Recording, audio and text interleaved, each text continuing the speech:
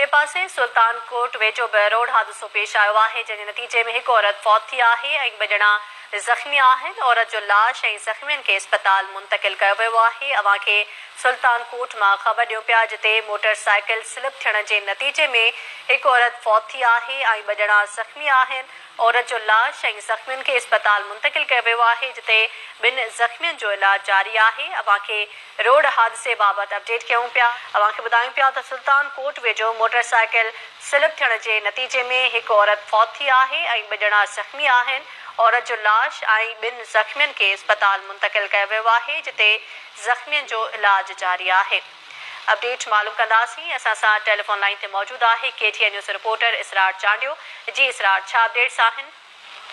जी, सुल्तानकोट में क़ौमी शाहराह जेकुंबाद शिकारपुर रोड ते ॻोठ हुसैन बख्श बखराणी वटि मोटरसाइकिल सवारनि सां अफ़सोसनाक रोड हादिसो पेश आयो आहे।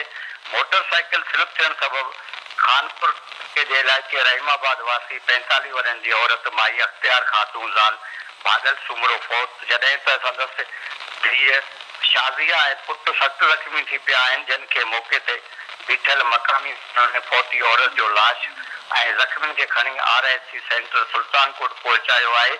जॾहिं त ॿुधायो पियो वञे त हादसे में फौत थियल औरत पंहिंजी धीउ ऐं पुट सां गॾु मियां साहब लॻ ॻोठ दर्शन सूमरा में माइटनि वटि घुमण लाइ आयल हुई, जितां वापसी दौरान सुल्तानकोट भरिसां क़ौमी शाहराह ते हादिसो पेश आयो। ॿिए पासे फौती औरत जी मड़ खे सुल्तानकोट जे सिविल अस्पताल मां एम्बुलेंस वसीले ॻोठ रहीमाबाद पियो वञे, जॾहिं त संदसि धीउ ऐं पुटु सुल्तानकोट जे सिविल अस्पताल में ज़ेर इलाज आहिनि। जी इसरार चांडियो, तफ़सील लाइ महिरबानी।